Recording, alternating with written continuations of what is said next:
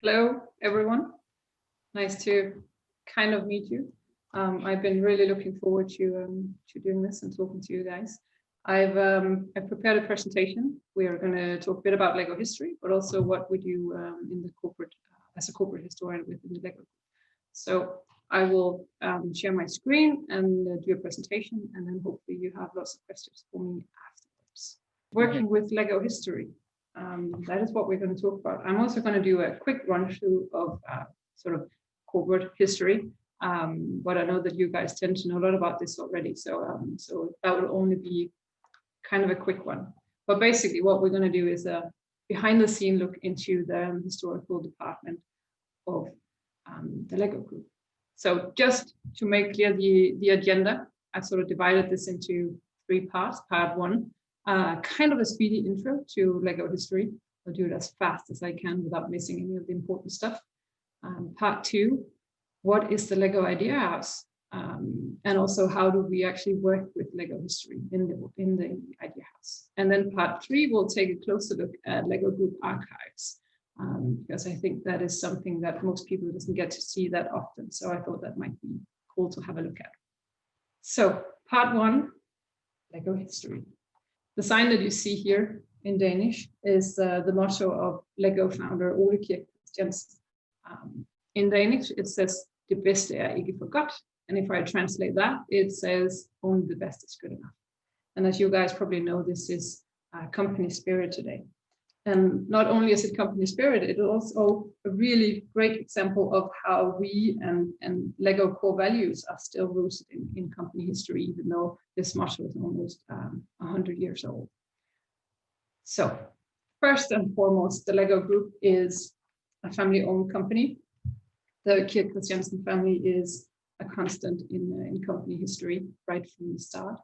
The company was founded by Ole Kirk Christiansen, who is in the top left corner. Then we have second generation, Gottfried Kirk Christiansen. He is on the bottom left, standing on Lego houses, apparently somewhere in the US also. Then we have third generation of the owner family, Kjeld Kirk Christiansen, to your right. He was CEO from 1979 until 2004. He is standing next to his son, fourth generation, Thomas Kirk Christiansen. He is currently the chairman of Lego AS and also what they internally in the Lego family calls the most active owner, which basically means that he is the one we see as a representative for the Lego family or the Kirk Christiansen family.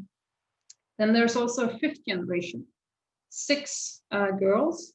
You can see the drawings, and those drawings are actually made by these 6 girls. So it's just not random drawings, it's actually the girls who made them.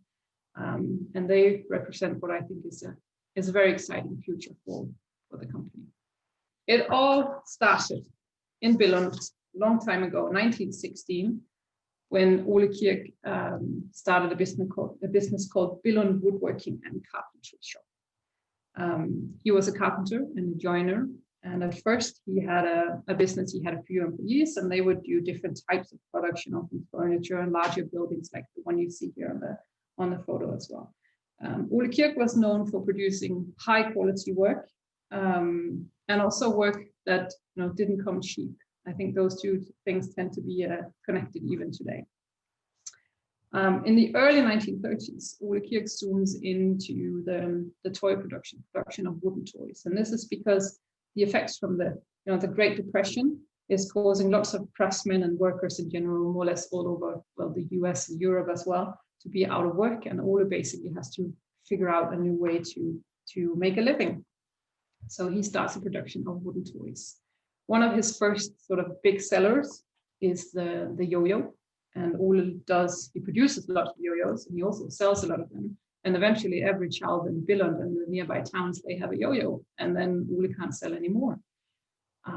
But Ole Kirk isn't a guy to sort of, he doesn't want to just leave them or throw them away or anything. So he tries to figure out a new way to use these yo-yos. And what he actually does is, it's kind of creative somehow. He splits the yo-yos in half, and then he uses them for wheels on the wagons, as you can see on this blue horse wagon. It has a yo-yo wheel. So Ole sees potential in this toy production. And after a couple of years, he decides that this is actually a business that he would like to stick by for the rest of his life. And that also leads to him deciding that he wants a new name for his business. So instead of Billund Woodworking and Carpentry Shop, he decides the business from now on should be called Lego. And Lego derives from the two Danish words like godt, and that basically means to play well. So pretty simply put, Lego means to play well. We're going to jump a bit in time up to the late 40s and the 50s, and we're going to look at the cornerstones in the birth of the Lego brick. This is really a time of transition from Ole Christensen to his son Gottfred Christensen, who slowly takes over business from the early 50s, and then he becomes the official CEO in 57. But in 1946, Ole Kirk purchases the very first plastic injection molding machine, which is the machine you see in the top left corner. It is a very, very expensive machine, but Ole believes in this. He feels that it has potential and that there might be, something there. So he purchases this machine. A couple of years later, 49, we try to launch our first plastic brick. Not a Lego brick. They're not called Lego bricks yet. Instead, we call them the automatic binding bricks. And I just want to remind you guys that this is a time where we are only still selling toys in Denmark, and we decide on the automatic binding brick anyway. So we start producing the automatic binding brick. They are, when you look at them from the outside, they kind of look like Lego bricks with the studs on top, but then if you turn them over, they're hollow inside. A few years later again, 1955, we launched this Lego system in play idea, represented here by this town plan. And the Lego system in play is an idea that Gottfred comes up with because he wants to try and create a system of toys that would ensure that a toy never becomes boring, that it's always a new thing. And he feels that he can do this with Lego bricks. So basically you can have a small amount of Lego bricks, and because you can keep combining them in different ways, it's always kind of a new toy. You guys know this, I'm sure. When Gottfred introduces this, he tries to explain this idea to people. And what he says is that our idea has been to create a toy that prepares the child for life, appealing to the child's imagination and developing the creative urge and joy of creation that are the driving forces in every human being. It's a pretty cool quote, I think, especially because if you think about our mission today to inspire and develop the builders of tomorrow, then those are still Gottfred's words. So that is a pretty big cornerstone in the whole Lego brick and Lego group today, Lego system. So we work further on developing the Lego brick. We try to develop a design where it will have a better ability to stick together, basically touch power. And that leads to a new design of a brick that is, we take out the patent in 1958, and that is basically the Lego brick as we know it today. A couple of years later, 2 years later, as the Lego brick has become more successful, Gottfred decides to, put all his eggs in one basket, and that means shutting down production of all other toys than Lego bricks. So from 1960, we're only doing these Lego bricks. Jumping a bit of time again, we are now in the late 70s, and that's years where lots of exciting things are happening. First, 1977, we launched the first Lego Technic products. They weren't actually called Lego Technic when we launched them. They didn't really have a name as such. They were referred to as technical Lego, but it's still Lego Technic, as you can see, with the beams and the holes in the beams and so on. And this was, a whole new building platform that also gave us a product that catered more for the older child or even the adults. The year later than that, 1978, we introduced a figure, the Lego Minifigure. We had tried to do a few other types of figures before then, but we sort of hit the nail in 1978 with the Minifigure, launched those, and they brought people and life and role play to Lego play. Then also the same year, we introduced this idea of dividing Lego products into groups, play themes, as we like to call them now. So we started out with 3 really classic Lego play themes: castle, city, wasn't called city back then, it was called town, I think, and then of course space. And then also pretty important, 1978-79 was that we got a new CEO. That was third generation of the Lego owner family, Christensen. And he is actually the one to bring a lot of these new ideas to the table and also a lot of new energy. And that leads to a really successful decade to follow, the 1980s. A lot of success, a lot of expansion. We have new factories and lots of new Lego employees from all over the world. And we go from being, you could say, sort of a normal international business, and then we become this really global force to be reckoned with. And of course, lots of new exciting products as well. I brought a photo of one of them, and that's just not, it's not just because it's one of my favorites. It's also because Lego Pirates, which we launched in 1989, they brought new features to the minifigures, as you probably know, new facial expressions and so on. So we're going to jump a bit again here to the late 90s and early noughties, which is a very complex time for the Lego groups, and lots of brilliant books have been written about this period of time for this company.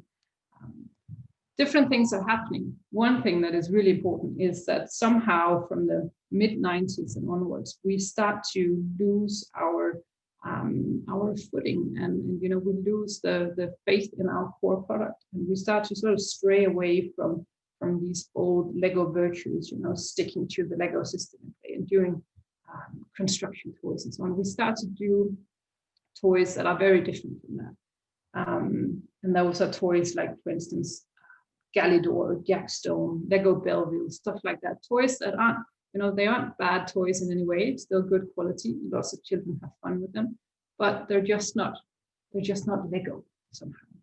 At the same time as we do this, we also launch some pretty amazing products that are still a huge part of the product portfolio today, like Mindstones, Star Wars from the same years. So it is a very complex time. But what happens is that we end up with a huge crisis, and top management, headed up by Lego owner Christiansen that you see here in the photo, and then the new CEO at the time, Jørgen V. Knudstrup, he's the guy standing to your right, or the right of Kjeld at least. They managed to steer the company out of this crisis by getting back on track and getting back to, you know, our core products and our core values. And one of the ways they know that this is the, you know, the thing to do is actually because they involve the AFOL community. They travel to AFOL conventions and they talk to a lot of the AFOL groups about this, and they ask them, you know, what would you do if you were us? Because the thing is, it seems like the company might have lost the way, but the AFOL group is still pretty sure on where to go. So there was a lot of, you know, partnership between the company and the AFOL community there that helped us get back on track with that. So this is where we are today, more or less. And it's just a quick sum up before we go to the second part. We have Lego CEO Nilsp Christiansen. He is CEO since October 2017, so pretty precisely 2 years now, or 3 years, sorry, I'm not a mathematician. Top left corner, top right corner, we have fourth generation Lego owner Thomas Christensen, who is heading up the board of directors. We are almost 20,000 employees now all over the world, and also Lego bricks are being sold, maybe not all over the world, but it's pretty close to. And apart from, you know, still doing whatever we can to bring Lego play to as many children as possible, we also still trying to, you know, be this global force for promoting learning through play. Focus now is also very much on creating a more sustainable future. And that means coming up with new sustainable materials and looking for various ways of reusing or recycling Lego bricks. And all of this is, of course, part of the 2030 vision that by 2030, all Lego products will be made by sustainable material, which I think is a pretty exciting future. So that was sort of like the history lesson for today. And now I think I will go into a bit of, to tell you a bit about Lego Idea House, where I work.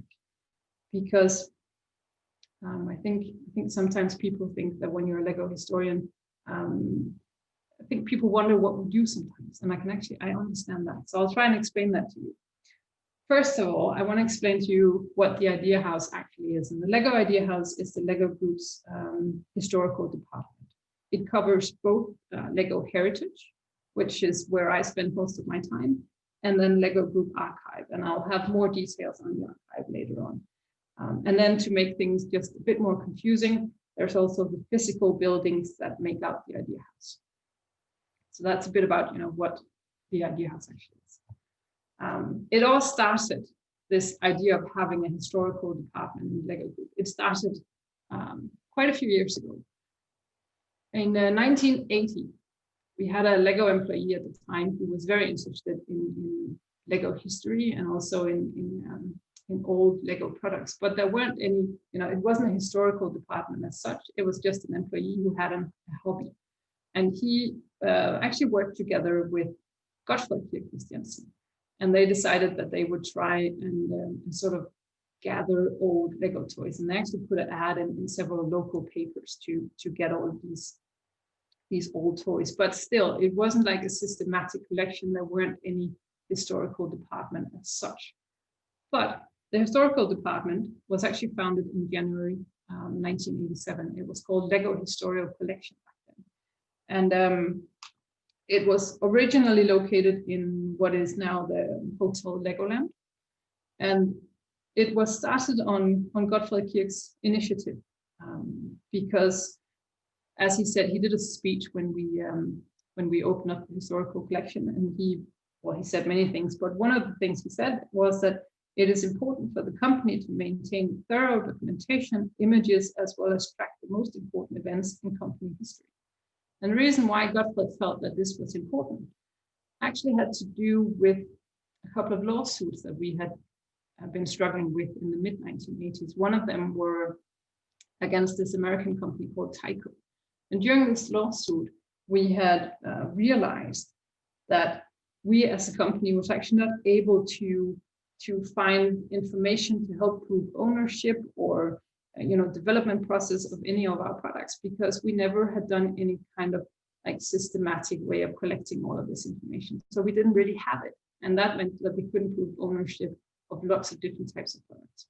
And that was the main reason for Gottfried deciding to found this historical department. This was basically to support the legal department. It started out with 2 employees, and then the department sort of grew from there.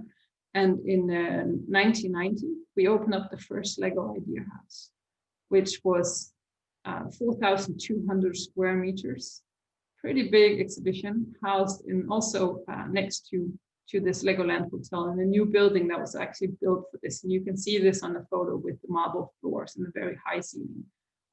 It wasn't very suitable for a historical exhibition, but it looked kind of cool, I guess. Then during the crisis years, we were sort of downplayed a bit in the historical department. And luckily in 2005, we were reborn in this new location in the Idea House where we are today in Billund. So that's sort of the beginning of this historical department. It was basically started as a way to support especially the legal department with this systematic way of collecting information. Right, so the Idea House today is located in central Billund. I don't know if any of you have been to Billund. It's a pretty small town, but downtown Billund still. Just across the street from Lego House. We are located in 3 connecting buildings in the center of Billund. The first building is the Christensen family's family home from 1924. It's the house with the red roof and the white windows that you see in the photo. We are also in the former woodworking factory, which was built in 1942. It's the building going sort of back in the photo behind the family house. And then the final building that we also get to occupy is the system house, which is this gray building with the dark roof that you see. And this is actually the first Lego headquarters, and that is where we have most of our offices. And then we have the historical exhibition in system house as well. At the moment, we are 12 employees in Lego's historical department. you can see some of us in the photo doing, well, we're on a field trip. I'm not sure what we're doing. I remember that it was good fun though.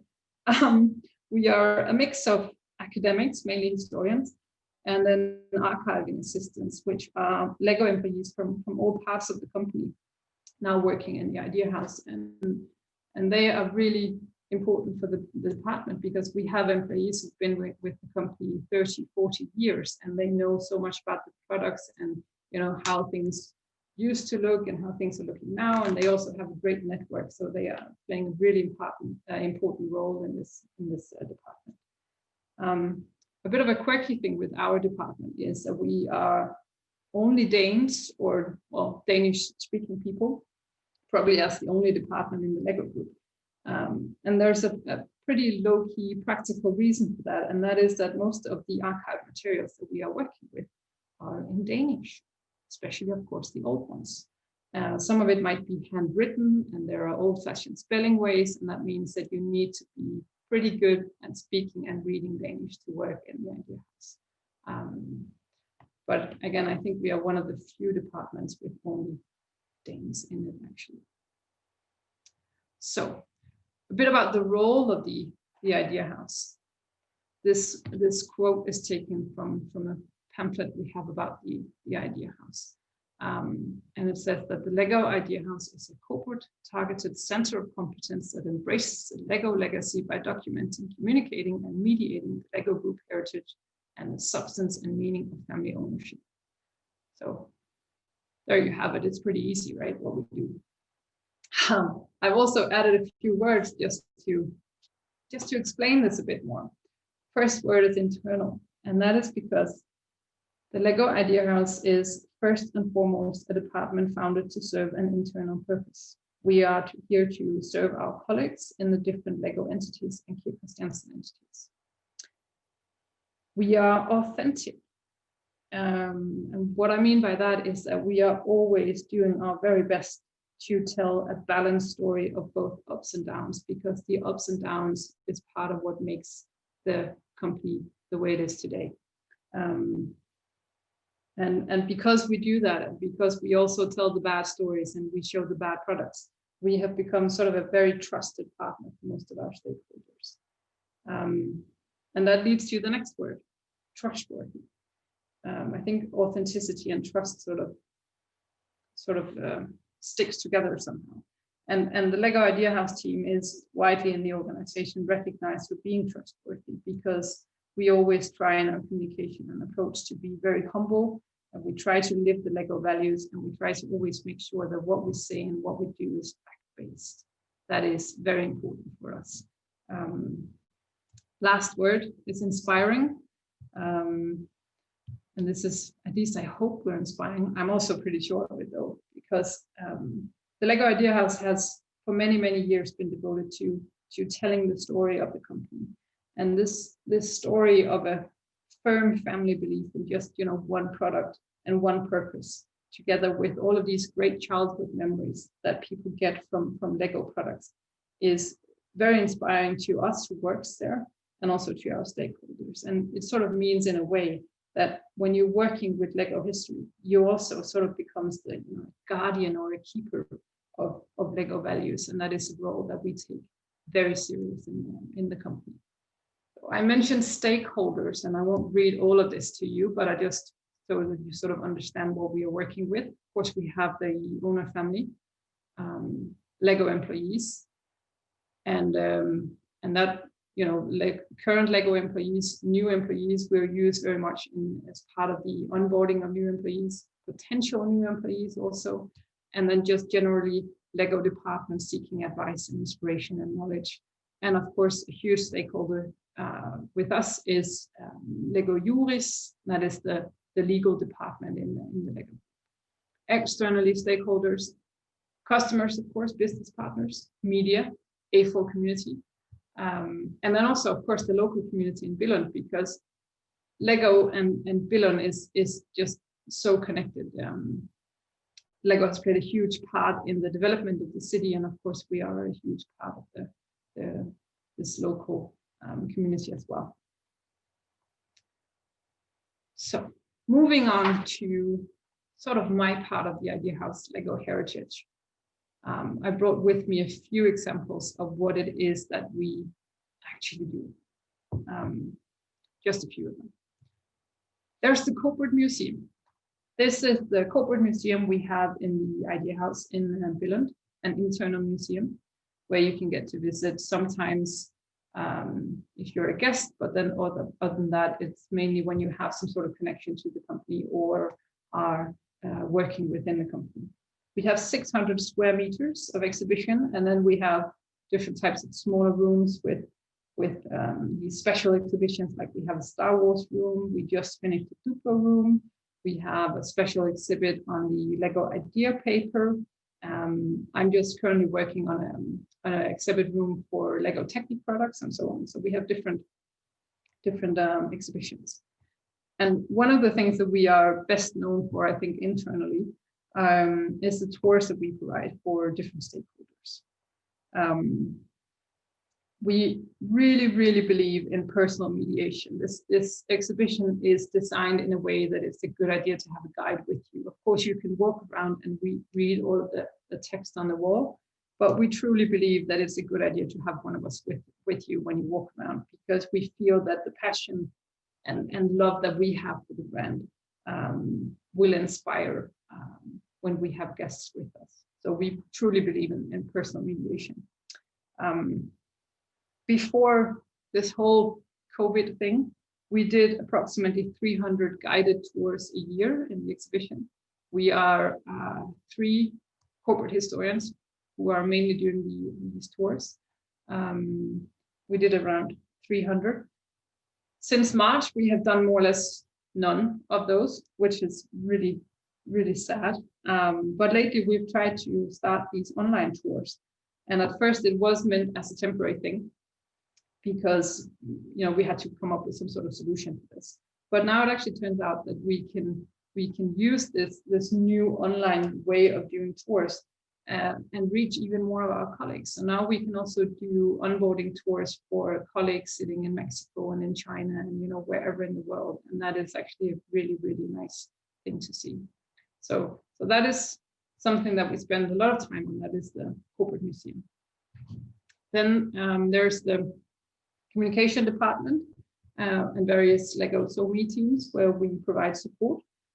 Sometimes it's only research, and sometimes we have more active roles, like participating in Netflix movies and doing Instagram quizzes and so on. So we work quite a lot with that part of the company. Next, we have Lego Retail, Lego Agency, and Lego Licensing. And I'll just start from the top. Lego Retail. Those are the guys working with Lego stores around the world, with everything from what is to be sold in the stores, but also how their stores going to look. So what we do there is that we do research for shop decors. If they would like to have some sort of historic timeline, we come up with the facts and the photos and the drawings and whatever they use for this in order for them to have correct information. Lego Agency is our internal ad agency. We do, again, different jobs for them. One of the things that I've been involved with is, for instance, when we launched the Technic Bugatti Chiron a couple of years ago, we did this podcast series as well, and I was involved in that podcast alongside the Bugatti historian. That's also something we do. Then we have Lego Licensing and Publishing, where we do research, we do fact checking, and we just generally do guidance and help for whenever there's books and articles and various types of products. Also something that we do. And then there are all of these historical exhibitions, because we have actually quite a few of those. And we spend lots of hours on creating and also maintaining and updating various historical exhibitions. And of course, there's the different ones in the Idea House. There's also Lego House, which some of you might have seen. The new Lego Campus, which is our new headquarters. We're also helping out a lot up there. And then there's different external exhibitions as well where we work. And also the archive is very much involved in this part of our work, because we lend out products for external exhibitions as well. Right. That was a bit about what I do in my part of the LEGO Idea House. And then as a final part, before we go to some questions, I thought we'd take a closer look at LEGO Group Archives. So the LEGO Group Archives, as I mentioned earlier, is a part of the LEGO Idea House. And the purpose of the archive is to collect and preserve and mediate material that is relevant for the documentation of LEGO Group history. We work with an archive guideline, just as any other museum would do.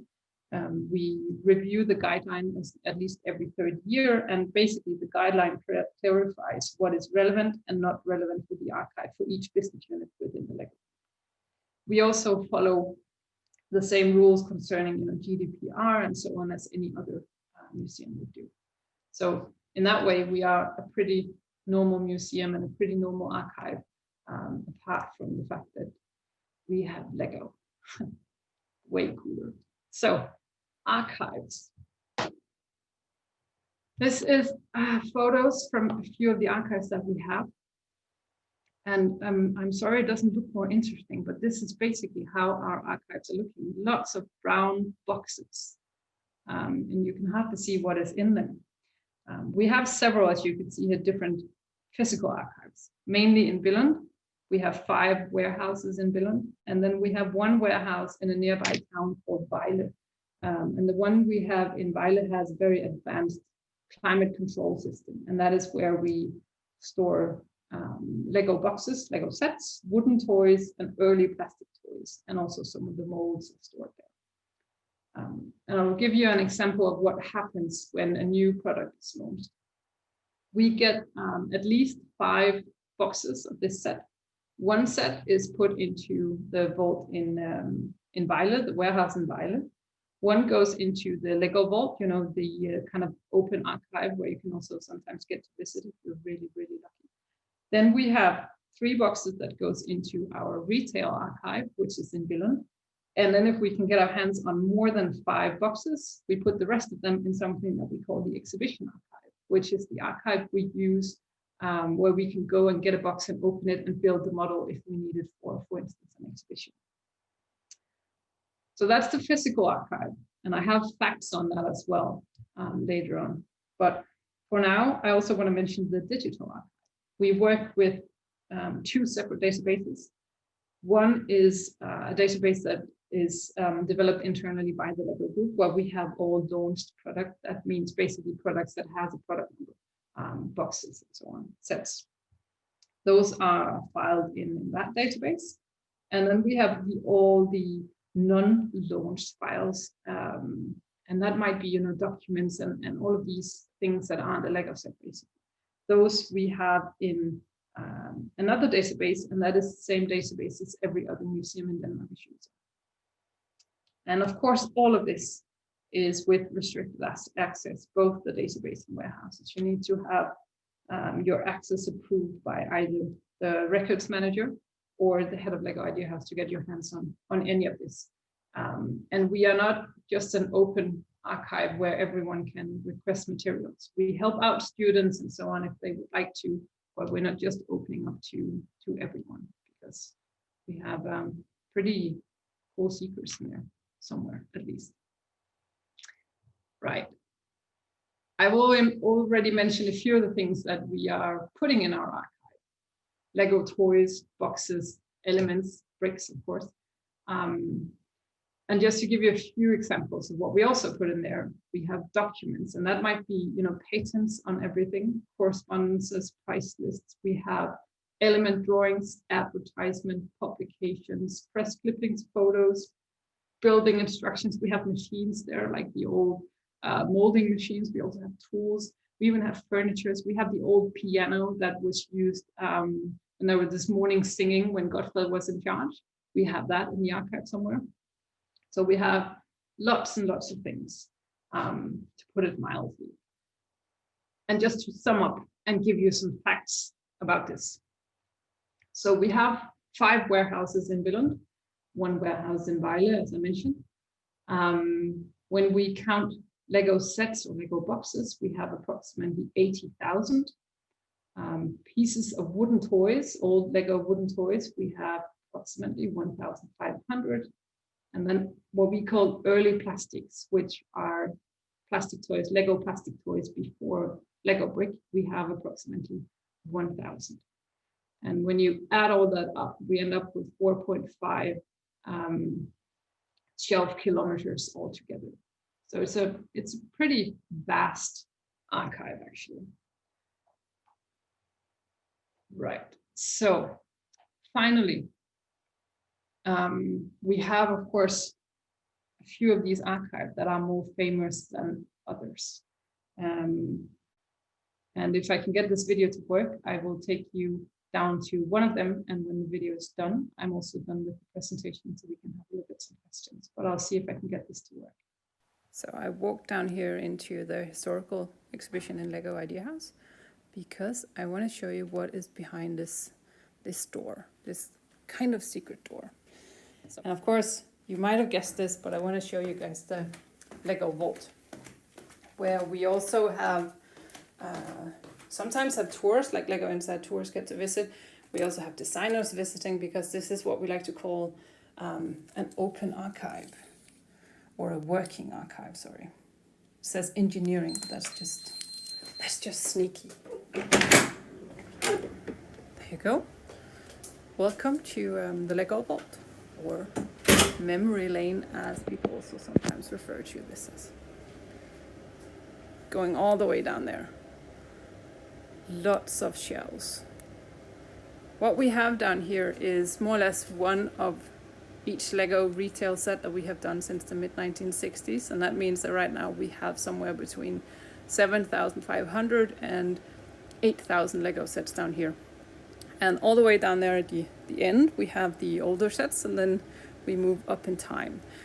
And the shelves that I'm standing next to here are actually the 2020 shelves, which means that you can see that we are about to run out of space down here. So one of the current projects that we're working on in the historical department is actually figuring out how to not put more sets down here, because that's just not possible. We're working on a plan to move the vault and make a new really cool exhibition space with lots more room. But I'll take you down here so that you can get a feel of just how many sets we have down here. And also ventilation, sorry about the noise. Oh, a bit windy as well.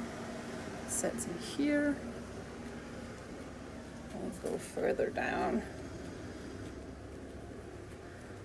I'll start all the way down at the end here. I'll just move this. So you can see we can move all of it at once. So this is the first shelves from 1966 until 1976. So 10 years of Lego sets right there. And some really, really fantastic sets among them. Some of the early ones. This is like Lego City before Lego City, really. I also wanted to show you some of the, or one of my favorite sets, because I have quite a few down here. There, of course, there's the ones that I played with as a child. Those were especially Lego Pirates. I had a thing for Lego Pirates and also Lego Fableland, which some of you guys might know. We actually have a few of the Fableland sets right here. Fableland, one of my favorite toys when I was a child. But the set I want to show you is a set that I sort of learned to love or discovered after I started working here. 853, old chassis. Pretty cool set. I mean, just look at it. So cool. So one of the reasons why I love this set is, of course, because it represents an entirely new way of thinking. Lego builds an entirely new building platform. Another reason is also that I learned a lot about this set from the guy who actually invented it or came up with it or designed it. Because the cool thing is that this guy who came up with the ideas for this, not just this set, but the entire way of building with Lego Technic in the late 70s, he still works here today and is, just a walking, talking Lego icon. So I got to talk to him a lot, and I got to hear his story behind this set, and that's, I guess, one of the reasons why I just think this is like the coolest set ever. Right, so I'll put it back in the shelves. Oh, there you go. So I could spend much more time down here. It is really an awesome place. But for now, I just wanted to show you a few of my favorite sets. I hope you enjoyed that very short tour. And now I think I will stop sharing my screen, and then I'll turn on my camera again, and hopefully you guys have some questions for me. First question is, and this is something I'm wondering too, will Lego ever remake the Yellow Castle, in your opinion? Remake it? Reissue it. Yeah, I wish, right? That would be pretty amazing. Well, to be honest, I have no idea as to, doing new products and so on. I know that we in the past have done reissued, former Lego sets. It's not something that we're doing that much, because actually I talked to the marketing people about this, and they say that even though there are people who really would love this, then there just aren't enough of you guys for us to do it and still earn a profit on it. That's what they usually say. I don't know if it's just because they don't want to do all stuff or whatever. But they might not. I actually have no idea, but I wish they would, because the Yellow Castle is a pretty special set. I agree on that. So on that note, what is your favorite theme? My favorite theme? Well, as I said, I do have a thing for the pirates. I was 10 years old when we launched Lego Pirates, and I have older brothers, and they got these huge pirate sets that I weren't allowed to touch, and that of course meant that I did touch them as much as I possibly could. And so I always had a thing for Lego Pirates, and the whole, I thought they were so adventurous, and the islands and the ships and everything. So pirates were definitely one of my favorite things, and still is today. Nice. So we have kind of a combination question. Mm-hmm. One is, do you have suggestions for anyone who wants to work at Lego in the future? And then also someone says that they have a Lego interview tomorrow. Do you have any tips? Well, as it depends on what you want to do here, because there are so many jobs in this company that I didn't even know existed. I mean, when I started studying history at university, I didn't know that you could become a Lego historian. So, I mean, advice-wise, I think one of the things is that you need to be yourself. That is pretty important. Also, when you have an interview, show who you are, be yourself. Don't be too nervous, because we're a pretty cool business, but we're also kind of a laid-back business. So just don't be too nervous. Make sure you know your stuff, and then just relax and be yourself.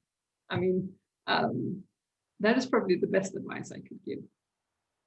Thank you. Also, someone is asking, is Niles Christensen a part of the Christensen family, or is it a coincidence? It is totally a coincidence. This surname, the Christiansen, is a pretty normal name. We have a lot of names in Denmark ending on sen, and that's because it basically means son, so the son of someone. So we have like Christensen and Sorensen and Niles and lots of those names. So it's a complete coincidence. He is in no way related to the owner family. And does the vault include all the poly bags and promo sets, all the promotional sets? The vault, what we have down there is retail sets. And that's a decision that was made because, we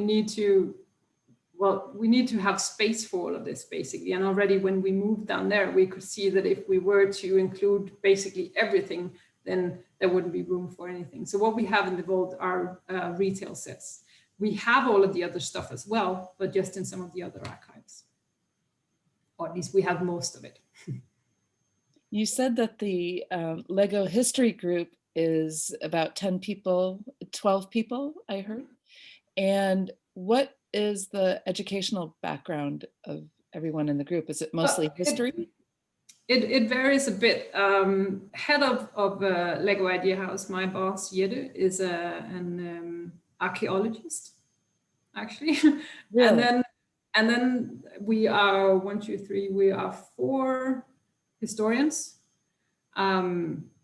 And then the rest, they sort of have very various backgrounds, but the rest of them are all coming from inside the company and have done, you know, different jobs. And then they've been hired into the Idea House as archiving assistants or as you know, in some other roles. So like half of us are academics and the other half has, you know, other types of educations. And it's mainly historians. There's just the one boss being being an archaeologist, and the rest of us are historians. What a great job. Yeah. Signe, thank you so much for your presentation today. And I think that everyone learned a lot. I know I did, and I'm anxious to learn more. So I'm looking forward to checking out all of the social media examples you gave, and hopefully checking out a virtual tour. Yes. Thank you. Do that. Thank you. Well, thank you so much for